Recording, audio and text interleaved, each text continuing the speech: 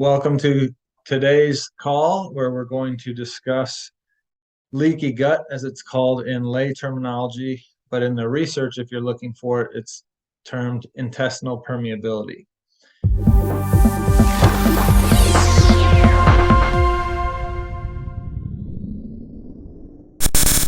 And I'm sure you've read about leaky gut or heard about leaky gut, seen a YouTube video about leaky gut, but you may not have necessarily learned the mechanism for it and the various causes of it and why it's so important and why everything seems to be from the gut, quote unquote.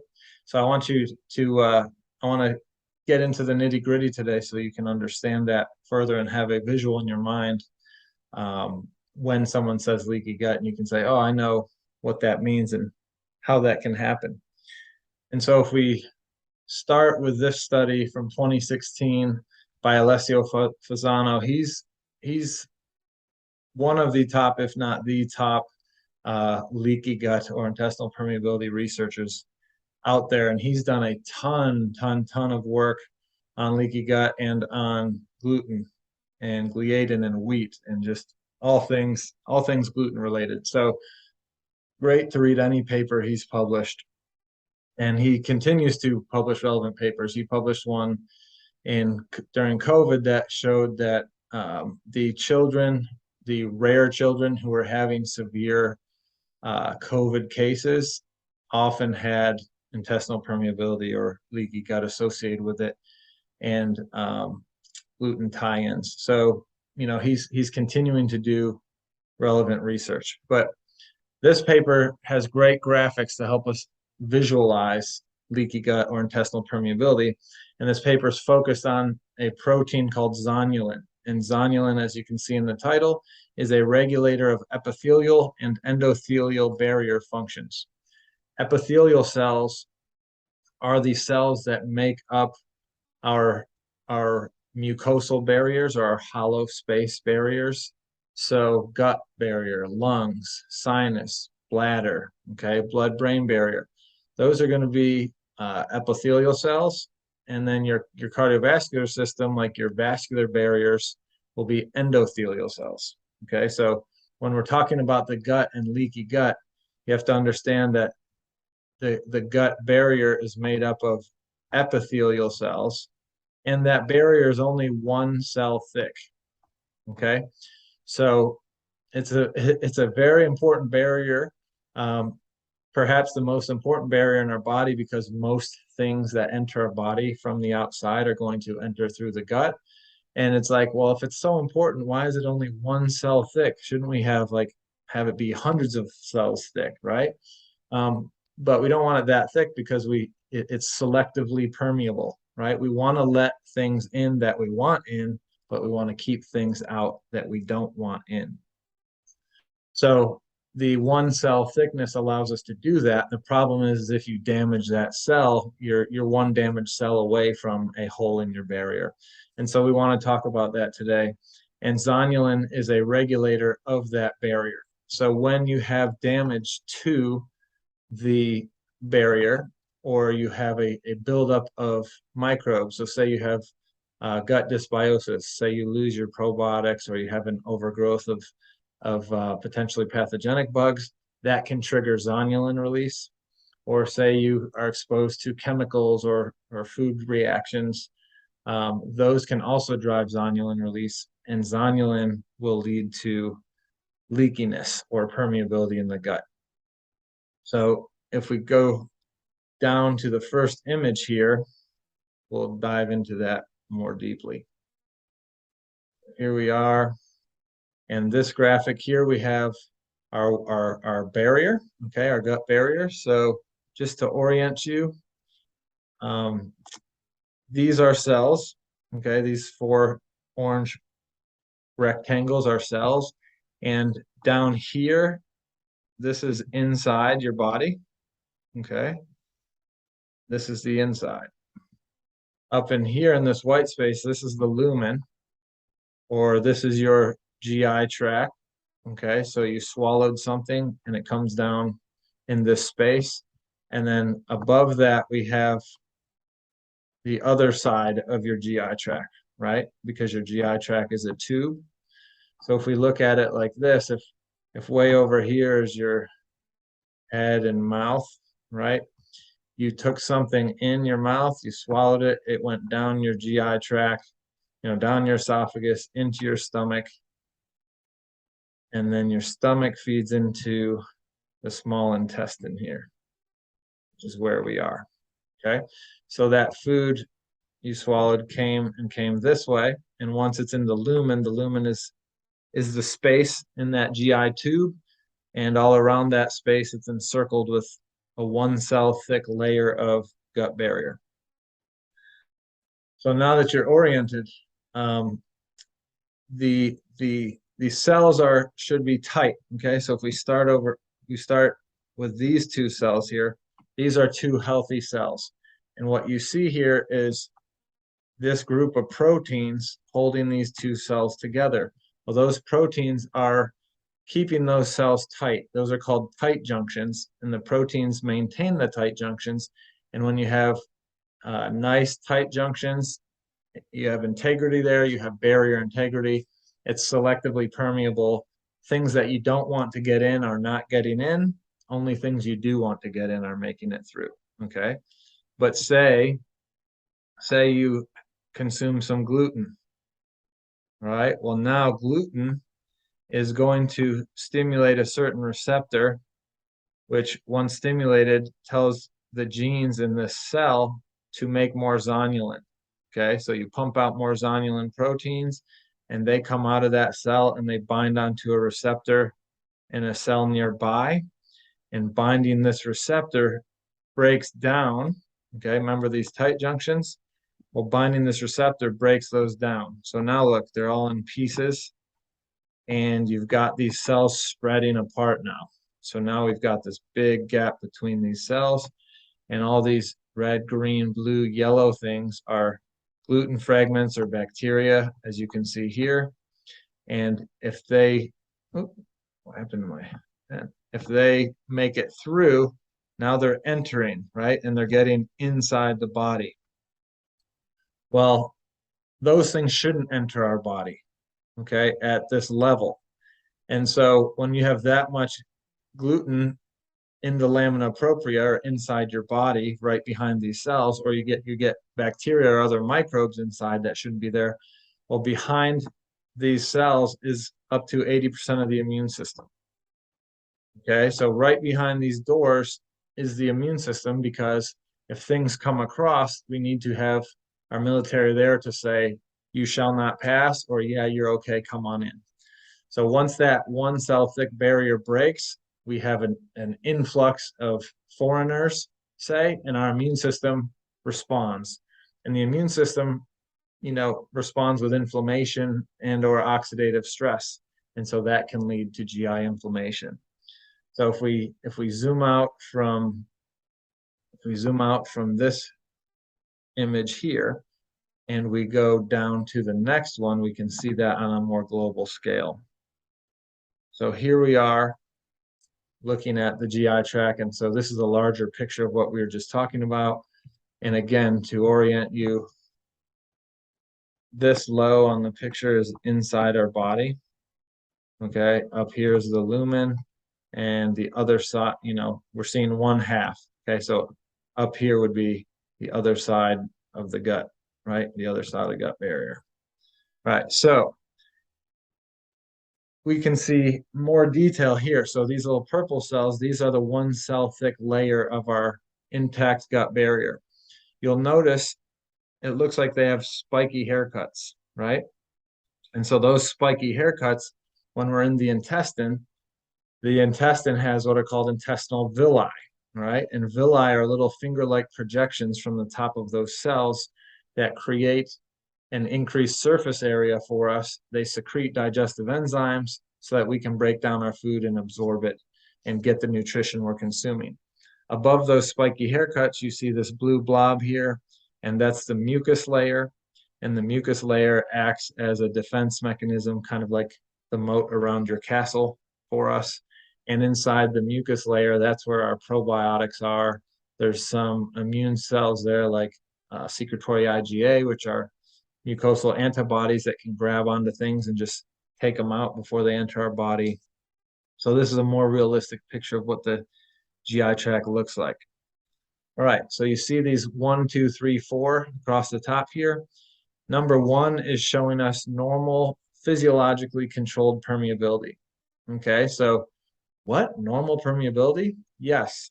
Remember, the GI is selectively permeable. There are things we want to get across there, like nutrients, right? So there is a certain normal amount of permeability that is physiologic that we do want there. And when that's occurring, that's no problem. When that's occurring, we're not triggering the immune system. We have what's called mucosal tolerance. So our immune system is discerning appropriately between what should come in and what is enemy. We have an anti-inflammatory environment or a physiologic level of inflammation, and it's the proper, say, interaction or communication from inside to outside. Okay, and big players in that are dendritic cells, which you can see right here. That's right here. Okay, so this white or silver looking dendritic cell, that's an immune cell that spans the width of the barrier, as you can see. It has one leg here in the lamina propria inside the body, and it has one arm up here outside the body in the lumen. Okay, and what this dendritic cell is, this is what's called a professional antigen presenting cell. And an antigen is anything foreign or anything outside. So that could be a food, that could be a microbe, that could be a toxin, that could be pollen. It could be anything, right? So in a normal healthy gut, we have dendritic cells that are spanning from the inside to our outside. And you could picture this little arm here as a periscope. And if you look over here to the right, I'll draw it up. It's like a periscope on a submarine. It sticks its little hand up there and it samples our GI environment. So it grabs onto something and it's like, oh, a strawberry. That's cool. We can tolerate it. No problem. Tolerate it. We don't have to respond to that. But if that's not a strawberry, if that thing, say, is E. coli, okay, then it's going to recognize that shouldn't be there, all right, and it'll start a cascade down here inside the lamina propria to tell the immune system to be ready, okay, and put action into place to take care of the foreigners that we don't want inside. So we've got that immune communication with the outside world via dendritic cells.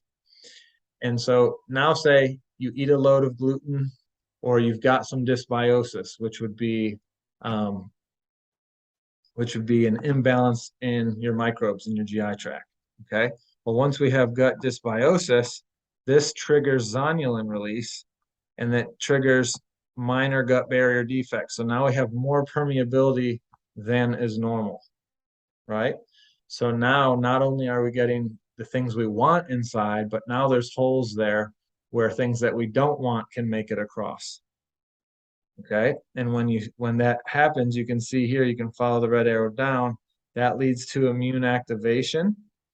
All right, and that immune activation results in inflammation.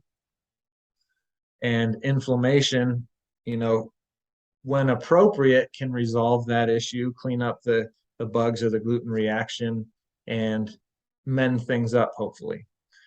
But if we continue to dump in the gluten, or we continue to stay chronically infected, or we continue to work on a farm that's spraying glyphosate on us and the food we're growing every single day, and that glyphosate basically is an antibiotic and destroys your gut barrier, then or we're drinking alcohol every day, or we're taking ibuprofen every day, or whatever the cause is, then we have increased permeability, okay? And you can see instead of just a little bit of a gap, now we've got a larger gap. And now that we have more inflammation, and this can become a vicious cycle.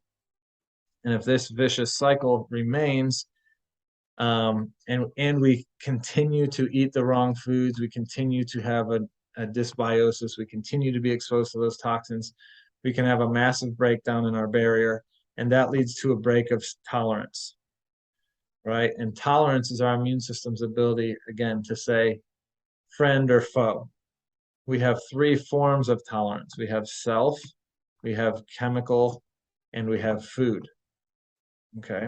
So if we lose self-tolerance, a loss of self-tolerance leads to autoimmune disease because your immune system is no longer able to say, able to discern the difference between John and not John. So it shoots at everything. All right. Well, when you shoot at self, you're attacking self tissue. That's autoimmunity. If you lose chemical tolerance, you start to respond to chemicals that you haven't always responded to. So say, you know, the nickel on your earrings or on your jeans clasp causes a rash where they contact your skin, or the underwire in your bra, or you walk through the Macy's perfume aisle and get a headache or a migraine. Or you bought a new car and the new car smell that you used to love, you hate now, it causes symptoms, or gasoline or new carpets or hardwoods, those sorts of things. You know, reacting to those where you didn't used to suggests you've got a loss of chemical tolerance. And then food tolerance or oral tolerance leads to food reactions. Okay. So where that strawberry didn't used to bother you your whole life, now every time you eat a strawberry, your cheeks sweat, your throat gets a little, scratchy, and you've got hives somewhere, say. So, in our society, people are dialed into nutrition and diet. They're more aware of it. They're not dialed in, sorry, but they're more aware of it. So if they have that strawberry reaction, they'll say, "Oh, I need to do a food allergy test or a food sensitivity test." And if they run that, it's possible that those will be positive. And so they'll avoid the strawberry, say. And, maybe they'll do it for a certain amount of time and then they reintroduce it and they still have the reaction and then they get frustrated. Well, just avoiding the strawberry was really the Band-Aid, right? That was the symptom reliever. But if you avoid the strawberry and leave breakdown intolerance and leave intestinal permeability, you're not going to be able to get that strawberry back, right? And the likelihood is that you're going to accumulate more foods that you're losing tolerance to. So, down the road a couple months or a year, it's not just the strawberry. Now it's the strawberry, the blueberry, and the chicken. Okay, so you're seeing your diet become more and more restricted, and you're avoiding things, and you're not getting better. Well, that's because you're doing symptomatic treatment there. You're not addressing the cause. Okay, and if a tolerance break goes long enough, okay, whether it's oral tolerance or chemical tolerance or self-tolerance loss, once you lose one, the other dominoes tend to tip over if you don't do something about it. So you might start with food reactions and then develop Hashimoto's, okay, because you started with food reactions, but then you lost the self-tolerance as well. Okay, so the gluten you've been consuming that drove the food reactions now cross-reacts with your thyroid, and you've got Hashimoto's disease. So we want to address the cause, and oftentimes the cause is whatever's driving the intestinal permeability, right? So that might be gut dysbiosis, that might be your foods, that might be toxins, that might be stress, that might be chronic ibuprofen use. There's a huge number of things it could be. If you want to see more of that, okay, we're going to look at that in 1 second. But one last point I want to make here. Let me get a different color. Orange, they're using orange. See this inflammation here. Okay, you can see there's inflammation, but it's a spectrum, right? And you can see from 2 to 4 is a spectrum. Like this was minor gut barrier defect. This was, hey, we're building further, and now this is massive. Okay, so every leaky gut, say, or every intestinal permeability case is not the same thing. There's a spectrum to it, like everything in life. And so minor, moderate, massive, you have to figure out what your level is, because if you Google what should I take for leaky gut, right, the same amount that helped one person may not help you. And that doesn't mean that that thing isn't an effective strategy. It might mean that you have a higher level permeability than the person who it worked for, right? So testing and figuring out specifically to you what your level of permeability is helps you understand what you should take, how much you should take, how long, and above and beyond just what supplement to take, what other lifestyle strategies do you need to implement to address whatever the unique combination of antigens are that are driving your specific permeability. So let's jump over to one other study, and this was published here. Let me do that. So we'll come back to this image. This study was published by Dr. Aristo Vojdani, and he runs Cyrex Labs. He is a brilliant immunologist, and actually he's the discoverer of immunoglobulin G, or IgG, testing. And so that's immune testing to see food sensitivities and things like that. So he's published a two-part paper in the journal Pathophysiology. The first part is the role of exposomes in the pathophysiology of autoimmune disease. Part one is looking at toxic chemicals in food. Part two is looking at pathogens and infections. And so I talk about exposomes in my book, The Autoimmune Answer. And the exposome is literally all things that you've ever been exposed to in your life since conception. Okay, so he's got a graphic here, which you could look at the exposome as exposure clinically to everything, your genetics, barrier breakdown, metabolites, oxidative stress, inflammation, immune stuff.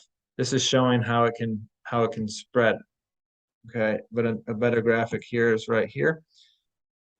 So it starts with some sort of environmental factor. Commonly, that's a toxin or a pathogen or food, but it could be, under the umbrella of those things, under toxic chemicals, that could be pharmaceutical drugs, that could be glyphosate or agricultural chemicals, that could be what herbicides and pesticides they're spraying on the golf course or you're spraying on your lawn. That could be off-gassing from your brand new carpets, your brand new car, your brand new hardwoods. Okay.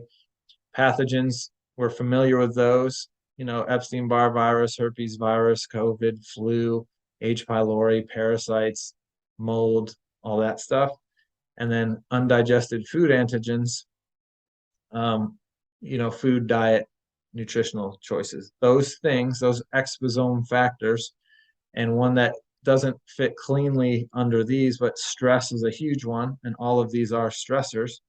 So those things can lead to change in your microbiome, which leads to intestinal barrier permeability, which leads to immune imbalance. You have an increase in Th17, a decrease in T regulatory cells. You have an increase of things getting into the body that shouldn't get there, and that all results in autoimmune disease, or can result in autoimmune disease in an individual. And so if you've got an autoimmune disease, it's possible that this is one mechanism behind your development. And so here's just one nice table here that they put in the study that shows viruses and how they're connected to autoimmune disease. So, if we look at Alzheimer's disease, herpes simplex virus is associated with that. Multiple sclerosis, varicella zoster, lupus, Epstein-Barr, autoimmune hepatitis, Epstein-Barr, Graves, Hashimoto's, MS, rheumatoid arthritis, Sjogren's. Epstein-Barr is involved in potential trigger for those, all of those. Okay. Cytomegalovirus and systemic sclerosis, type 1 diabetes, lupus, RA. Human herpes virus 6 in autoimmune thyroid disorders, MS, Sjogren's syndrome. So this is just one page showing how viruses can drive autoimmunity through loss of tolerance and molecular mimicry or cross-reactivity mechanisms. So I hope this video helps you understand and have a visual in mind for what intestinal permeability is and what can be potential factors that are driving it in your case. If you're someone who's struggled with chronic disease, chronic inflammatory disorders, and you've tried your best to figure it out on Google, and it's just become too overwhelming for you, it's likely that your case is more than minor, right? If intestinal permeability is even a part of your case. And so you need to work with a health detective to figure out specific to you what are the individual drivers in your case and what specific strategies do you need to take to reverse that and hopefully return to a life at optimal. So functional medicine practitioners do that on a day-to-day basis, and I would encourage you to reach out to one and start that process.